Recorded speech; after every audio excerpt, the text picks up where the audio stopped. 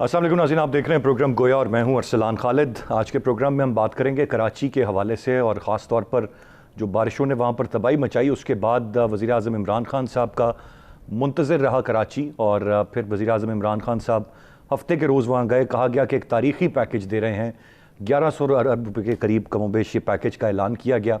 और उसके बाद से तवक्को ये की जा रही थी कि अब शायद विफाक और सूबा सिंध की हुकूमतें मिलकर बड़ी हद तक काम करेंगे और जो कराची के अवाम के मसाइल हैं उनको ओवरकम करने की कोशिश करेंगे। लेकिन उसके बाद हमने देखा कि एक बयानबाजी का एक सिलसिला शुरू हो गया, जहाँ पर सिंध हुकूमत का ये मौक़िफ़ है कि सिंध हुकूमत कराची पैकेज में 800 अरब रुपये दे रहा है, जबकि वफाकी वज़रा ये कहते हुए सुनाई देते हैं कि सिंध हुकूमत का ये दावा दुरुस्त नहीं है। कहीं पर कौन 60% दे रहा है, कौन 30% दे रहा है, इस सारे मामले की बात है। लेकिन इस वक्त अगर कोई चीज़ हल नहीं होने की तरफ बढ़ रही या जो चीज़ हमें नहीं नज़र आ रही, वो बज़ाहिर आसानी से कराची के अवाम के मसाइल हल होते हुए नज़र नहीं आ रहे। वहाँ से सिंध के वज़रा हैं, सूबाई वज़रा हैं, यहाँ से वफाक के वज़रा हैं, प्रेस कॉन्फ्रेंस हो रही है, बयानात दिए जा रहे हैं। फिर ये बातें भी सामने आ रही हैं कि जो कराची शहर है उसको वफाक के हवाले किया जाए। उस पर जो मुराद अली शाह साहब हैं, उनका मौक़िफ़ बड़ा वाज़ेह है कि किसी सूरत ऐसा नहीं होगा। फिर कहीं ना कहीं ये सवाल भी दोबारा उठ रहा है कि 18वीं तरमीम तो कहीं आड़े नहीं आ रही इस सारे मामले में, जहाँ पर हम देख रहे हैं कि वफाक अगर चाहे भी तो उसको तमाम तर जो पैकेज है उसमें जितना भी परसेंटेज वफाक का है, as a matter of fact वो सूबे को देना और सूबे ने वहाँ पर ज़्यादातर काम करना है। वफाक ये काम वहाँ पर कर नहीं सकता और उसमें 18वीं तरमीम आड़े आ रही है। और फिर यही बात सामने आती है कि 18वीं तरमीम क्या काबिल बहस होनी चाहिए या नहीं होनी चाहिए। मैं चाहूँगा आज के प्रोग्राम में हम ज़रा कराची के मामले और कराची की सूरत हाल पर बात करें और क्या कुछ इतना बड़े पैकेज के बाद भी कुछ तवक्को कि कराची के मसाइल हल होंगे या सिर्फ ये बयानबाजी रहेगी और ये सारा का सारा मामला सियासत की नज़र हो जाएगा। इस पर मैं चाहूँगा बात करें। गेस्ट पार्टिसिपेंट्स का तारुफ कराता चलूँ। प्रोग्राम में हमें ज्वाइन किया है ब्रिगेडियर रिटायर्ड गज़नफ़र अली साहब ने, सीनियर तज्ज़ियाकार हैं, बहुत शुक्रिया आपके वक़्त। अनीक नाजी साहब हमारे साथ मौजूद हैं, सीनियर सहाफ़ी और तज्ज़ियाकार हैं। और समर अब्बास साहब हमें प्रोग्राम में ज्वाइन कर रहे हैं, सीनियर एंकर पर्सन हैं, सहाफ़ी और तज्ज़ियाकार हैं। बहुत शुक्रिया तीनों मोअज़्ज़ज़ मेहमानों का। ब्रिगेडियर साहब, गुफ्तगू का आगाज़ मैं आपसे करूँगा।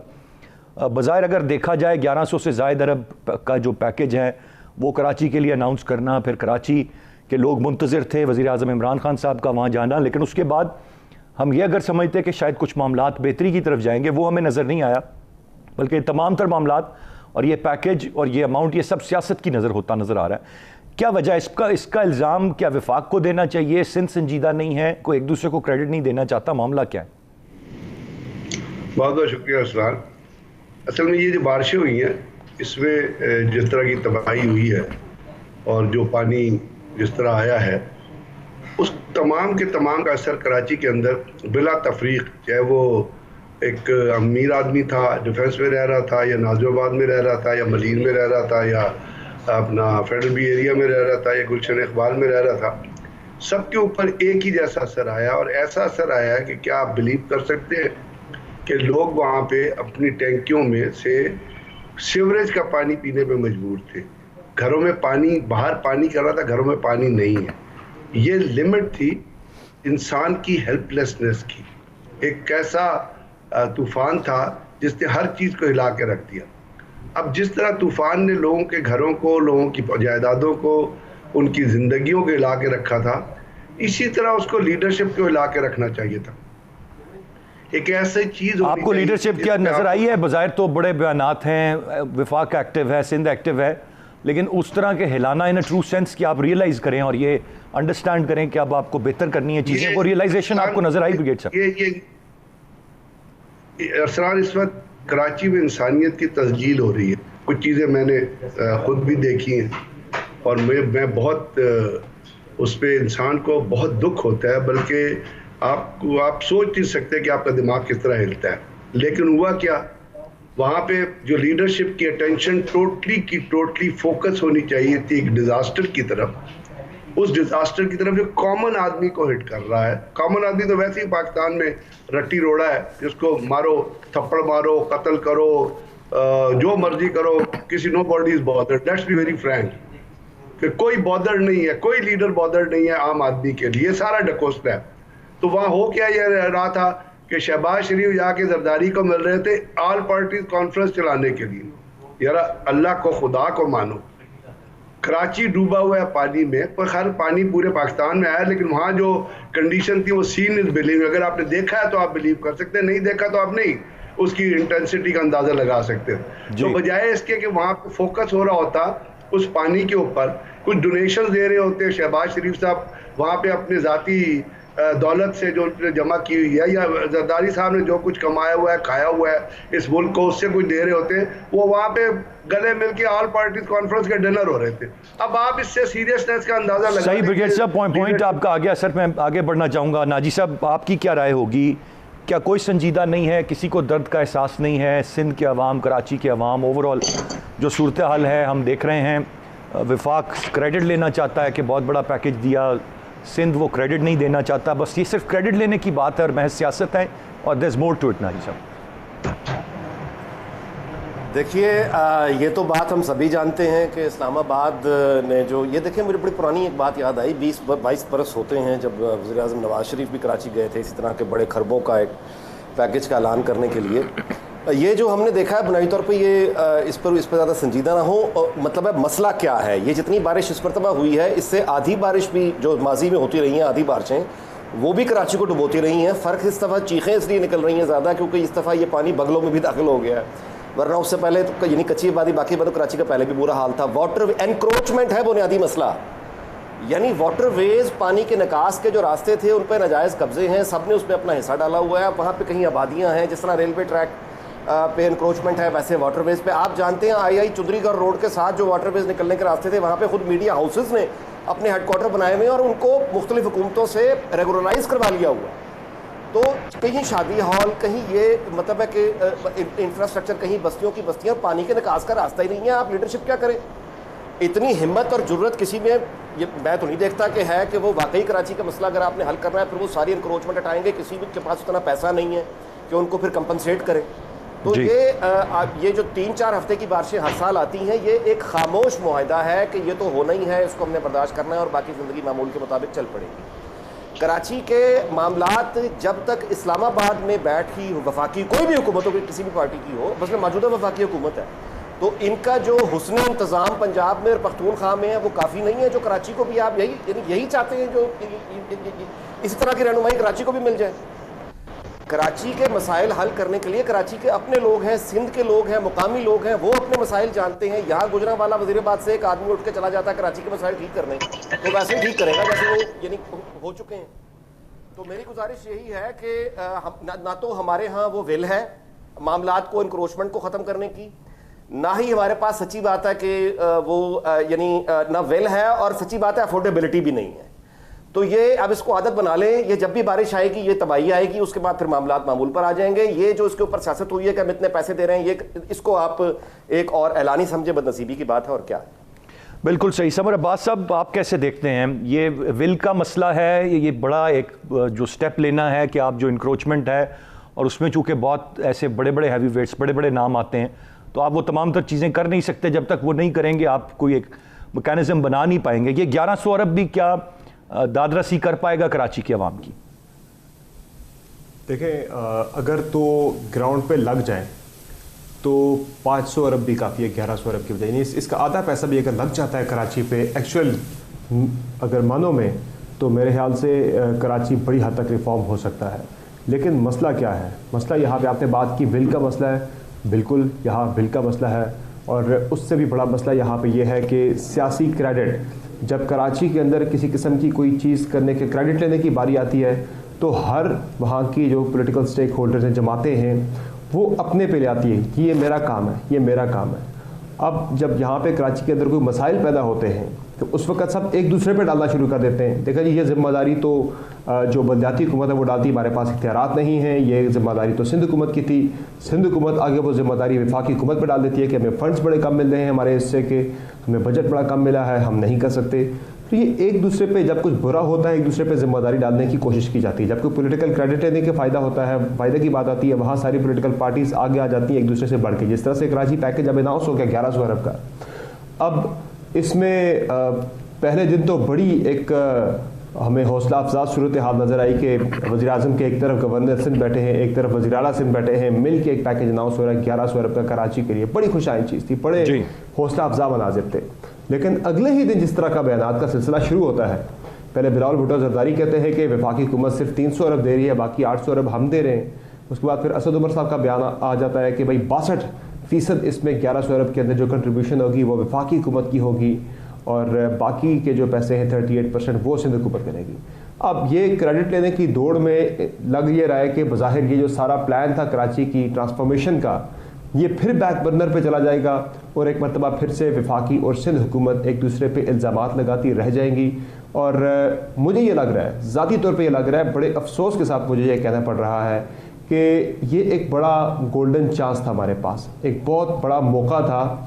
और मुझे लग रहा है कि ये सियासी मकासद की वजह से, सियासी फ़ायदे की वजह से, सियासी क्रेडिट लेने की दौड़ में हम ये एक बहुत बड़ा मौका था कराची की ट्रांसफॉर्मेशन का, कराची के अंदर एक मास्टर प्लान लेके आने का, हम ये मौका कहीं मिस ना करते हैं। चूँकि जो भी कैलामिटीज़ होती हैं, जो भी इस तरह के डिज़ास्टर्स होते हैं, वो एक अपॉर्चुनिटी अपने साथ लेकर आते हैं दोबारा से सारे इंफ्रास्ट्रक्चर को दोबारा से बिल्ड करने के लिए। तो ये एक अच्छा चांस था हमारे पास, को के नुकसानात बहुत ज़्यादा हो गए, लेकिन उसके बाद आपने रिबिल्ड करना होता है, आपने उसमें से इमर्ज करना होता है, एक अपॉर्चुनिटी होती है आपके पास चीज़ें नए सिरे से बनाने की। तो मुझे खदशा ये नज़र आ रहा है कि इस सियासी जंग के अंदर ना पीपल्स पार्टी की शायद फतह हो जाए या फिर शायद तहरीक इंसाफ की फतह हो जाए सियासी, लेकिन जो सिंध के अवाम है, जो कराची के अवाम है, वो मुझे लग रहा है कि they will be the ultimate losers in this whole political fight. और ये 550 अरब भी अगर लग जाता ना तो मेरे ख्याल से कराची के बहुत सारे मसाइल हल हो जाते। तो ये सियासी कराची को बेसिकली ये सारी प्रॉब्लम क्या है, सारी प्रॉब्लम कराची की ये है कि जो पीपल्स पार्टी है उसका वहाँ पे होल्ड नहीं, वो होल्ड चाहती है वहाँ पे। एमक्यूएम और तहरीक इंसाफ का आपस का मामला एक चल रहा है, गो के वो फेडरल में यहाँ पे कोलिशन में है सेंटर में, लेकिन एमक्यूएम अपना होल्ड रिक्लेम करना चाह रही है, तहरीक इंसाफ वहाँ पे इन रोड्स अपनी मजीद बनाना चाह रही है, मजीद वहाँ पे मुस्तहकम अपना बनाना चाह रही है कंट्रोल। इस सारी लड़ाई के अंदर इत्तेफाक राय की एक फ़िज़ा जो थोड़ी बहुत पैदा हुई भी थी, एक कमेटी बनी थी और ये तय पाया था कि प्रायोरिटाइज़ किया जाएगा 6 इशूज़ को कराची के। वो भी अरसलान बड़ी अफसोसनाक बात है, बड़ा मुझे अफसोस से कहना पड़ता है, बड़ी मायूसी होती है कि हमारी जो पॉलिटिकल लीडरशिप इस अहल भी नहीं है कि वो मिलके अवाम के बुनियादी इशूज़, वो अवाम जो उन्हें इलेक्ट करते हैं, जिनसे सारी उनकी सियासत के महवर मरकज़ हैं, उनके मसाइल पे वो इकट्ठे होकर बैठ नहीं सकते। ये जो सिटिंग भी हुई थी कराची के अंदर, वो भी एक अहम इदारे की जानिब से उसमें इंटरफेरेंस करके उनकी तरफ से इस पर सारा एक एफर्ट करके इनको बिठाया गया था इकट्ठे। मैं समर साहब अगर क्विकली आपसे जानना चाहूं कि कोई आगे बिठाए, ये आप समझते हैं दोनों तरफ से विलिंगनेस नहीं है, ना सिंध गवर्नमेंट चाहती है ना वफाक पूरी तरह से के साथ चलें, या कोई एक है जो शायद नहीं चाहता ज्यादातर? दोनों तरफ से ऐसा मसला आ रहा है। एक दोनों पॉलिटिकल जो सियासी तकसीम है, जो सियासी बयानात का सिलसिला हम देख रहे हैं पिछले 2 साल से, उसके बाद अब दोनों करीब आना चाहें भी तो नहीं आ पा रहे। हालांकि आपने अवाम के फ़ायदे के लिए करीब आना है, किसी ज़ाती फ़ायदे के लिए नहीं आना। लेकिन मसला सिर्फ यही है कि अगर वहाँ पे क्रेडिट पीटीआई को मिल जाता तो पीपल्स पार्टी की सुबह की है, कराची के अंदर वो अपनी एक पॉलिटिकल स्ट्रॉन्ग होल्ड बनाना चाह रहे हैं, ग्रिप बनाना चाह रहे हैं। लेकिन थोड़ा सा क्रेडिट अगर सिंध गवर्नमेंट को चला जाता है सारे मामले के अंदर, तो फिर तहरीक इंसाफ के लिए ये उन्हें सूट नहीं करता कि वो वहाँ पे एमक्यूएम की स्पेस जो है वो ऑक्यूपाई करके कराची की अगली तगड़ी पॉलिटिकल पार्टी पीटीआई बनना चाहती है। तो ये सबके अपने अपने मफादात हैं, सब कोई अपनी अपनी चीज़ें, अपनी अपनी सियासत चला रहा है। इससे ज़्यादा शायद सारे मामले में कुछ नहीं है। एक ब्रेक ही जाने मुझे पड़ना है, ब्रेक से वापस आकर इस पर मजीद बात करते हैं, साथ रहिएगा।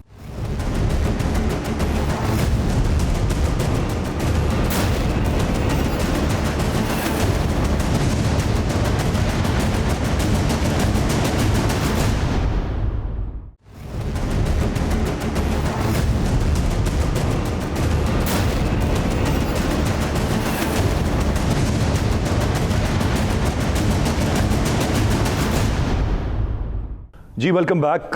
कराची की जो इस वक्त सूरत हाल है और जहाँ पर हमें एक हौसला अफजा सूरत हाल नज़र आई थी बज़ाहिर एक आध दिन पहले कि शायद मामलात बेहतर हों, वो अब फिर मामला बयानबाजी पर है। ब्रिगेड साहब, बिलावल साहब ये फरमा रहे हैं कि कराची को अब जियाले चलाएंगे। मैं जब उनका ये बयान देखता हूँ तो ये समझ नहीं पाता कि 12 साल से कराची को कौन चला रहा है और अब किसने चलाना है और अब क्या तब्दीली आएगी। और जो कराची में 12 साल मुसलसल हुक्मरानी करने के बाद आज जो हालात हैं, उस पर सिंध गवर्नमेंट शायद उस तरह से रिस्पॉन्सिबिलिटी भी लेने के लिए तैयार नहीं है, शायद उस तरह से वो शर्मिंदा भी नहीं है जो कुछ कराची में हुआ। और अब ये नया नारा लगा दिया कि अब उसको जियाले चलाएंगे, तो फिर ये 12 साल मजीद ऐसे चलने दें तो हालात बेहतर कहाँ से होंगे? अरसलान, बात चीज़ें होती हैं जो अपनी हकीकत खुद ही बता देती हैं। और बाज़ चीज़ें होती है जिनको आप लफाजी पे मैसूर करते हैं। अभी आप देखिए कराची की हालत आपने देखी, आपसे ज़्यादा टेलीविज़न चैनल्स पे जिस तरह आप देख रहे थे, ये रियलिटी में जो कुछ था, जिस तरह वहाँ पे पानी आया, उसमें कोई शक है किसी को? सिर्फ कराची नहीं, आप सक्खर भी देख लें, आप लाड़काना इटसर्फ देख लें जो गढ़ है पीपल्स पार्टी का। तो मुझे बताइए, मैं हंसूँ उस पर, रोऊँ उस पर, मातम करूँ इस चीज़ पे, क्या करूँ जब इस किस्म की इमैच्योर बाजारी किस्म की स्टेटमेंट में अगर सुनूँ कि जी जाले चलाएंगे। और इससे पहले 12 साल कौन चला रहे थे? अमेरिका से लोग आके, ट्रंप के लोग चला रहे थे, बाराक ओबामा के लोग चला रहे थे। इनकी पार्टीज में कौन बैठे हुए थे? अजीब एक बेवकूफ़ाना अहमकाना सोच है, और उसी का एक्सप्रेशन करते हैं जिससे उनकी मेंटल इंटेलेक्चुअलिज्म का अंदाज़ा आप कर लें कि उसकी सोच का महवर क्या है। इसी तरह इससे पहले किसने चलाया कराची को? MQM ने चलाया। क्या उन्होंने कराची का हाल किया? कोई नाला उन्होंने नहीं छोड़ा, कोई ज़मीन उन्होंने नहीं छोड़ी। तो इतना बड़ा, यानी अगर आप देखिए ना, वहाँ पे जो रेन एमरजेंसी जो होती है ना, ये रेनफॉल की, ये पाकिस्तान, ये हमारे यहाँ दुनिया पूरी में बहुत बड़ी बुरी इमरजेंसी होती है। पिछले ही दिनों इस किस्म की इमरजेंसी मॉस्को में भी हुई, चाइना का आपने देखा हुआ। लेकिन वहाँ पे जो चीज़ें होती हैं, वो जो रेन का जो पानी आ रहा होता है, वो जिन जगहों पे खड़ा हो रहा होता है, वहाँ से आप ड्रेनेज की जो चीज़ें होती हैं वो अवेलेबल होती है। यहाँ तो कराची का कोई ड्रेनेज सिस्टम ही मौजूद नहीं है। तो 12 साल से जाले जो है वो जो ड्रेनेज के अंदर जाके क्या दफन हो चुके हैं? 12 साल से वो जाले क्या कर रहे हैं? वो ड्रेनेज की लाइनों में बैठ के क्या उनको खुदाई कर रहे हैं? अजीब बेवकूफाना किस्म की, अहमकाना किस्म की स्टेटमेंट्स ये देते हैं। यही तो मैं कह रहा हूँ कि कॉमन आदमी का कोई कंसर्न नहीं है किसी को, और कॉमन आदमी खुद भी कंसर्न नहीं है। अदरवाइज जिस तरह की ये हुई है, देखिए अरसलान, सीरियसनेस का अंदाजा लगाइए हमारे यहाँ। यानी हमारे यहाँ जब हमारे कैचमेंट एरिया जितने भी दरिया हैं, उनके कैचमेंट एरिया कश्मीर में आपको पता है। अब जब कश्मीर में बारिश होती है, कैचमेंट एरियाज में बारिश होती है, तो वो हेडमराला से पानी दाखिल होता है, वो झेलम में आता है, वो रावी में आता है, वो सतलज में जाता है, वो जाता है, यहाँ से पानी चलता जाता है। जिस वक्त वो राजनपुर और मुल्तान के इलाके में पहुँचता है, जो लो लाइंग एरियाज है, तो पानी रिवर से बाहर निकल जाता है और सारी ज़मीनों का और फसलों का सत्यानाश कर रहा है। तो एक अगर आपकी विजनरी लीडरशिप होती माजी में भी, चाहे उसमें सिविलियन थे, चाहे उसमें फौजी थे, जो भी थे, तो उन्हें करना क्या चाहिए था? मसला किस तरह हल होता? मसला तो हल होता कि अगर आप कोई रास्ते में पानी को रोकने के लिए डैम्स बनाते, चाहे वो काला बाग डैम बनाते। अगर काला बाग डैम नहीं बना था तो आपने छोटे छोटे डैम्स बनाने चाहिए थे, जहाँ पे इस रेन वॉरियर जो पानी आ रहा है, इसको आपने एंट्रेंस देनी थी। तो ये पानी जाके जिस तरह जाके इंडियन ओशन में गिरता है, तो वो तो उसके ऊपर तो आपने वर्ल्ड बैंक से मुकदमा भी हारा है ना। उन्होंने आपको कहा कि जी आप तो सीरियस ही नहीं है, आपका इतना पानी आता है वो आप ज़ाया कर देते हैं। तो जब आप जिस वक्त तक आप डैम्स नहीं बनाएंगे, पंजाब में इसी तरह सैलाब आते रहेंगे। और जिस तरह कराची का ड्रेनेज ठीक नहीं करेंगे, क्योंकि कराची इतना ज़्यादा कंजस्टेड हो गया है कि उसमें कोई जगह नहीं है पानी के निकलने की। ठीक है, तो ये यकीनन ये तमाम तर चीज़ें 1400 अरब दे दी। बिल्कुल सही ब्रिगेड साहब, पॉइंट टेकन। मैं नाजी साहब आपसे जानना चाहूँगा सर, जब ये सारा मामला हुआ और आज जिस तरह हम देख रहे हैं कि वफाक और सूबा आमने सामने हैं, तो फिर 18वीं तरमीम भी ज़ेर बहस आती है। गो पीपल्स पार्टी का मौक़िफ़ है कि कभी बात ही नहीं हो सकती, 18वीं तरमीम इतनी पाक है कि इस पर डिस्कशन भी ना आप करें, ये इतना बेहतरीन काम हमने कर दिया। लेकिन हम देख रहे हैं बहुत सारी चीज़ों में मसाइल भी हैं, और फिर लोकल बॉडीज़ का सेटअप ना होना। हमने वफाक से तो सूबों तक मुंतकिल कर दिया मामला, लेकिन फिर सूबाई हुकूमतों से निचली सतह तक नहीं किया। जब तक हम निज़ाम नहीं बनाएंगे, 1100 अरब हो या जिस तरह समर साहब कह रहे थे 550 अरब हो या कोई भी रकम हो, जब निज़ाम नहीं है तो कितनी भी रकम से किस तरह आप मामलात को बेहतर कर सकेंगे? पहले तो ये स्ट्रक्चर आपको दुरुस्त करना है, उसके बाद आपको ऑन ग्राउंड काम करना है। आपकी क्या राय होगी सर इस पर? अरसलान, आपने दुरुस्त कहा। मैं ब्रिगेडियर साहब की बात से मुझे खुशी हुई सुन के कि इन्होंने ये कहा कि 12 साल कबल जो है वहाँ MQM थी, और इस सूरत हाल की ज़िम्मेदार तमाम हुकूमतें हैं, जिनमें सिविल भी और फौजी भी हैं, क्योंकि MQM की सरपरस्ती ज़ाहिर है कि जनरल मुशर्रफ कर रहे थे। तो जैसे मैंने इंक्रोचमेंट की बात आपसे की, ये तो अब किसी के बस में वहाँ सच्ची बात नहीं है कि वो इन तमाम तजाज़ात ख़त्म करके पुराने वाटरवेज़ की बहाली की जाए। ये प्रैक्टिकली मुमकिन नहीं है, इसके लिए जितना पैसा और वसाइल चाहिए वो यहाँ पे मौजूद ही नहीं है। उसके अल्टरनेटिव्स अलबत्ता देखने होंगे। अल्टरनेटिव्स जो है ना जी कि अब आपको वाटरवेज बनाने हैं, यानी 2007 में मुझे याद है इससे बहुत कम बारिश हुई थी, मैं वहीं रहता था बाथ आइलैंड में, और वो सारा का सारा कराची बुरा हाल डूबा पड़ा था। तो इसकी लेकिन ये कि तवज्जो किसकी हो, क्योंकि ये मसला जो है ये चंद हफ्तों का होता है, बाकी साल तो ठीक ही गुजरता है। उसकी मैं जाने आपको फिर वही तवज्जो दिलाऊंगा कि हमारा अलमिया ये है कि हमारी यानी सूबाई हुकूमतें या वफाकी हुकूमतें, चूँकि ये जिस हमारा जो हुक्मरान तबका है इसका आम आदमी से तो कोई लेना देना कुछ है नहीं, ये अरबपतियों की ज़ाहिर है एक ऐवान है, आम आदमी को तो है नहीं। अच्छा, वो पहले से ही ये समझते हैं दुरुस्त या गलत कि उनके पास जो पावर्स उनको जो आइन देता है वो पावर्स वो एक्सरसाइज नहीं कर सकते, उनको यानी समझौते करने पड़ते हैं जिसको हम मक्तदरा कहते हैं। उसका नतीजा ये होता है कि वो जो पावर्स उनको नीचे देनी चाहिए लोकल गवर्नमेंट, वो उसको ऐसे यानी झपट के बैठे होते हैं कि वो कहते हैं हमारे पास यही कुछ है, ये हमने नीचे नहीं देना। नतीजा उसका ये है कि पीपल्स पार्टी वहाँ बलदियाती इदारे यानी उनको ताकतवर करने को तैयार नहीं होती, मुस्लिम लीग नून पंजाब में बलदियाती इदारों को लोकल गवर्नमेंट को यानी ताकतवर करने पे फंड्स देने पे तैयार नहीं होती, यही काम पीटीआई कर रही है। और आपको मैं एक अजीब बात बताऊं कि लोकल गवर्नमेंट का निज़ाम जब पाकिस्तान में बनता है तो फौजी हुकूमत में बनता है। यानी परवेज मुशर्रफ की आप तमाम पॉलिसियों से इख्तलाफ कर सकते हैं, लेकिन उनका जो लोकल गवर्नमेंट का निज़ाम था वो बहुत अच्छा था। मैं ये नहीं कह रहा कि वो कंप्लीट था, मैं ये कह रहा हूँ कि यानी वो अच्छा था, वो एक यानी वे फॉरवर्ड था। अब जब तक हम ये यानी इस्लामाबाद के बुकरात कराची के मसाइल हल करने की यानी फिक्र में रहेंगे, मेरा ख्याल है कि बुनियादी बात यही है कि वहाँ पे मुकामी हुकूमतें हों वो अपने मसाइल को ज़्यादा बेहतर तौर पर हल कर सकेंगी। वो कोई जैसे कहना चाहिए ना अल्टरनेटिव रास्ते पानी के निकास के, पैसों के, दीगर मामलात के, वो अपने बेहतर यानी मामलात बेहतर अंदाज में चला सकेंगी। इसके ऊपर अब होता है पॉलिटिकल स्कोरिंग हमारे यहाँ, यानी जो होता है कि ये उसका कसूर है, ये उसका कसूर है, ये उसका कसूर है।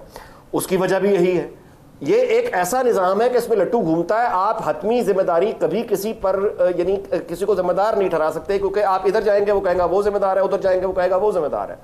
हमारा अलमिया यह है कि यहाँ पे जनरल साहब जो आते हैं बंदूक पकड़ के, वो भी आके बात इलेक्शन की करते हैं या जमहूरियत की करते हैं। वो ये कहते हैं कि जी मैं 90 दिन में इलेक्शन कराऊंगा, या ये कहते हैं जी मैं आपको असली जमहूरियत दूंगा। भाई जब आप आ गए हैं तो कौन सी जमहूरियत, कौन सी इलेक्शन? अब आप आमरीत का ही फायदा उठाएं और उसके फायदे हमें दें, यानी हमें कहीं से तो कोई रिलीफ मिले। नतीजा यह है कि 2 नंबर आमरीत, 2 नंबर जमहूरियत, उसके भी नुकसान उठाते हैं, उसके भी नुकसान उठाते हैं, फायदा ना उसका मिलता है ना उसका मिलता है। यह मसला कराची नहीं पूरे पाकिस्तान का है। तो ये हम इस दायरे में घूमते चले जाएंगे, इसकी कोई इंतहा नहीं है। यानी आप ये कहें कि अच्छा ये कब तक चलेगा, ये तब तक क़यामत तक चलता रहेगा। दायरों से निकलें।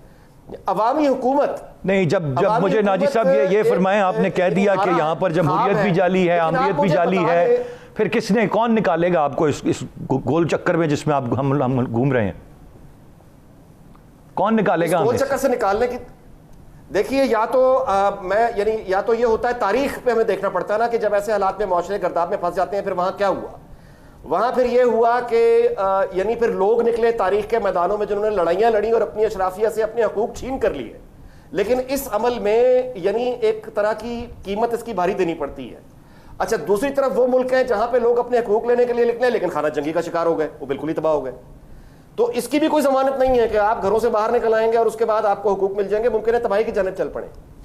तो मैं और आप बेबसी से इस बात की अपील के अलावा और कुछ नहीं कर सकते कि जो हमारा हुक्मरान तबका है, आखिर नतीजा इन्हीं को बैठना है, आपस में तय करना है। और इससे पहले कि यह बारिश का पानी की जगह, यानी लोग जब वोट दे दे के थक जाते हैं फिर वो पैरों से इनकलाब लाते हैं, उस तरह की सूरत हाल से अगर बचना है तो फिर उसका आगे रास्ता यही है कि आप पावर डिस्ट्रीब्यूशन का एक मैकेनिज्म वजह करें। मतलब बिल्कुल सही नाजी साहब, गवर्नमेंट को पावरफुल बनाएं। Rightly set. ये ही मेरे ख्याल से वाहिद हल। समर साहब, मैं आपसे जानना चाहूँगा, क्या देखते हैं आप इस वक्त 18वीं तरमीम? तो जब हम बात करते हैं पीपल्स पार्टी कहती है जी खबरदार बात भी ना इस पे करें, तो इस पे तो डिस्कशन भी नहीं हो सकती, इसमें तो कोई अमेंडमेंट या कोई छोटी मोटी भी चीज़ ऊपर नीचे नहीं हो सकती। दूसरी जानिब आज as a matter of fact हम देख रहे हैं कि वफाक को प्रॉब्लम है, पैसे उनको देने हैं, वफाक नहीं चाहता। इमरान खान साहब एक मौक़िफ़ रखते हैं सिंध गवर्नमेंट के बारे में, लेकिन 18वीं तरमीम के तहत ज़्यादातर काम उन्होंने करना है। फिर ये सवाल भी उठ रहा है, क्या ये दोबारा से रिविज़िट नहीं किया जा सकता 18वीं तरमीम को, और एक दफ़ा बैठ के निज़ाम की बेहतरी की तरफ जाया जाए? निज़ाम बेहतर होगा तो फिर कुछ आउटकम भी निकलेगा, अदरवाइज़ हम इसी मामले में फंसे रहेंगे, उलझे रहेंगे और क्रेडिट लेते रहेंगे जिस तरह हम अभी देख रहे हैं कि हो रहा है। नहीं, मसला 18वीं तरमीम का नहीं है, मसला पॉलिटिकल विल का है। अरसलान, जो बात मजीद नाजी साहब ने की थी कि ये जमहूरियत और आमरीत वाली तो मैं उसी को ज़रा ऑन लाइटर नोट कहूँगा कि पाकिस्तान में आज तक हकीकी मानों में कोई मार्शल लॉ भी नहीं लग सका, और ना कोई यहाँ पे हमने कोई तगड़ी जमहूरियत तो है, लेकिन जमहूरियत के नाम पे ना हमने हकीकी मानों में जमहूरियत देखी, ना हकीकी मानों में हमने कोई मार्शल लॉ देखा जिससे हकीकी डेफिनेशन में जो आता है। बहरहाल मैं तो जमहूरियत का हामी हूँ, चूँकि उसमें अकाउंटेबिलिटी होती है। 5 साल बाद आपने अवाम की अदालत में फिर से जाना होता है, जो डिलीवर नहीं करता तो उसका अंजाम आपने देख लिया कि 2008 से 13 तक जो पीपल्स पार्टी की गवर्नमेंट थी डिलीवर नहीं कर सके थे, उसके बाद उनका क्या हशर हुआ। तो अवाम बेहतरीन जज होते हैं, जमहूरियत बेहतरीन चीज़ है। लेकिन इसमें अब जो मसला कराची की आपने बात की, मैं दोबारा ज़रा उस मसले की तरफ आऊँगा कि इसमें एक तो सबसे बड़ा मसला इस वक्त अब ये आ रहा है कि वो पॉलिटिकल एक कैप्चर की जंग तो सारी है ही है, लेकिन अब इसमें सिर्फ जिम्मेदारी एक पीपल्स पार्टी पे डाल देनी कि पिछले 12 साल में चूँकि पीपल्स पार्टी थी तो वही जिम्मेदार आज कराची के मसाइल की, तो ये मेरा ख्याल है थोड़ी सी नाइंसाफ़ी होगी। मैं को पीपल्स पार्टी की वकालत नहीं कर रहा, लेकिन ज़रा हकीकत का जायज़ा ज़रूर लेना चाहिए, ग्राउंड रियलिटीज़ का। अब जब पीपल्स पार्टी पे जिम्मेदारी डालते हैं तो मुराद अली शाह साहब ये कहते हैं कि 2001 का जो लोकल गवर्नमेंट एक्ट था उसमें जो इख्तियारात दिए गए वो सब खराबी की जिम्मेदारी उन पे आती है। अब कराची के अंदर जो सीवरेज का मसला है सबसे बड़ा, उसमें 80s में और लेट 80s और 90s में एक प्लान आया था जिसमें वर्ल्ड बैंक और एशियन डेवलपमेंट बैंक की फंडिंग से ये प्लान था कि जो सीवरेज के नाले हैं वो अलग रखे जाएंगे और जो बारिशों का पानी होता है, जो यानी बरसाती नाले हैं, वो अलग रखे जाएंगे।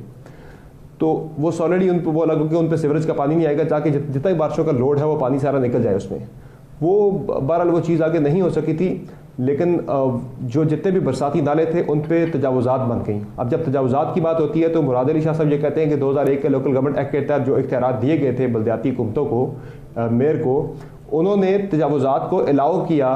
आज जो लोग तजावुज़ात यानी के करके बैठे हैं नालों के ऊपर, जो लोग घर बना के बैठे हैं, वो इलीगल नहीं है, वो बिल्कुल इलीगल नहीं है, वो लीगली बैठे हैं क्योंकि उन्हें इजाज़त दी गई थी। आज आपने अगर चीज़ों को ठीक करना है तो आपको सबसे पहले वो तजावुज़ात हटानी है। अब जब आपने वो तजावुज़ात हटानी है, आप सीधे जाके डोज़र चढ़ा के उनके घर नहीं गिरा सकते, क्योंकि वो लोग लीगली एक दस्तावेज़ पे उनको इजाज़त मिली है, वहाँ पे वो बैठे हुए हैं। आपको मुतबादल उनका हल निकालना है, कहीं आपने उनको सेटलमेंट उनकी करनी है, फिर आप ये हटाएंगे। तो जब तक आप इनकी यानी कि नाले नहीं बनते अलग से, बरसाती अलग और सीवरेज के अलग, तो तब तक तो ये मसला हल नहीं हो सकता। और तकरीबन इस पर कोई 60-70 हज़ार के करीब लोग हैं जो इस वक्त आबाद हैं इन बरसाती नालों के ऊपर, तो उन्हें आप कहीं और सेटलमेंट उनकी करेंगे तो तब जाके ये मसला हल होगा। और लोकल गवर्नमेंट की जहाँ तक बात है तो लोकल गवर्नमेंट के अंदर भी अब इन्होंने एडमिनिस्ट्रेटर लगा दिए हैं। वहाँ पे कराची के अंदर जो इफ्तिखार शलवानी साहब को लगाया पीपल्स पार्टी ने, उस पर बड़ा एतराज़ था MKM को भी और पाकिस्तान तहरीक इंसाफ को भी। अब इस एडमिनिस्ट्रेटर के बाद भी इस वक्त जो कोशिश है सिंध हुकूमत की, वो उनकी पूरी मर्जी है किसी तरह से बलदियाती इंतखाबात ना हो। जो बात पहले हो रही थी कि जब भी फौजी हुकूमत आती है वो बलदियाती इंतखाबात करती है, चूँकि पॉलिटिकल पार्टीज़ होती हैं वो थोड़ी सी खाइफ होती हैं बलदियाती इंतखाबात से, ये मानती हैं तमाम पॉलिटिकल पार्टीज़। उसमें चूँकि जो MNAs होते हैं, जो पॉलिसी मेकर्स होते हैं सारे, यहाँ पे जिन्होंने लेजिस्लेशन करनी होती है, उनके पास से इख्तियारात सारे नीचे चले जाते हैं। MNAs और MPs जो है उनका किरदार ख़त्म हो जाता है आवाम के अंदर, चूँकि काम नीचे सारा लोगों ने करवाना होता है। अब वो इस चीज़ के बड़े खिलाफ है, तभी जाके फौजी सेटअप के अंदर हमेशा बलदियाती इंतखाबात होते हैं और बलदियाती जो गवर्नमेंट से वो ज़्यादा पावरफुल होती हैं। अब इस वक्त होने कराची में क्या जा रहा है कि पीपल्स पार्टी की सिंध हुकूमत की पूरी मर्जी है कि बलदियाती इंतखाबात डिले हो, ताकि एडमिनिस्ट्रेटर्स के थ्रू वो सिस्टम चलाएं और अपनी जो वहाँ पे पॉलिटिकल एक ग्रिप है वो अपनी कायम करें। कराची के अंदर चूँकि मलीर के अलावा उनका ज़्यादा कंट्रोल नहीं है। बिल्कुल सही समझ साहब, ये तमाम तर चीज़ें हैं और बहुत कुछ है यकीनन जो इस सारे मामले में करने की ज़रूरत है, लेकिन अनफॉर्चुनेटली हम देख रहे हैं कि उस तरह से हमें वो विल भी नहीं नज़र आ रही, और फिर जो सिस्टम का जिस तरह से होना है वो भी शायद उस तरह से मामला नहीं है। बहुत शुक्रिया अदा करना चाहूँगा तीनों मौजूद मेहमानों का। गुफ्तगू आपने सुनी, उम्मीद करते हैं कि ये सियासत से हम बाहर निकलें, पॉइंट स्कोरिंग से, क्रेडिट लेने से बाहर निकलें, चाहे वो वफाक है चाहे सिंध है, और वंस एंड फॉर ऑल ये अज़्म किया जाए कि कराची के मसाइल को बेहतर करना है, तो शायद तभी ये मुमकिन हो पाएगा। अदरवाइज़ ये शायद सारा मामला और इतनी बड़ी रकम ये भी सियासत की नज़र हो जाएगी। उम्मीद करते हैं ऐसा ना हो। आज के प्रोग्राम से इतने। अरसलान खालिद को इजाज़त दीजिए। अल्लाह ने के पास।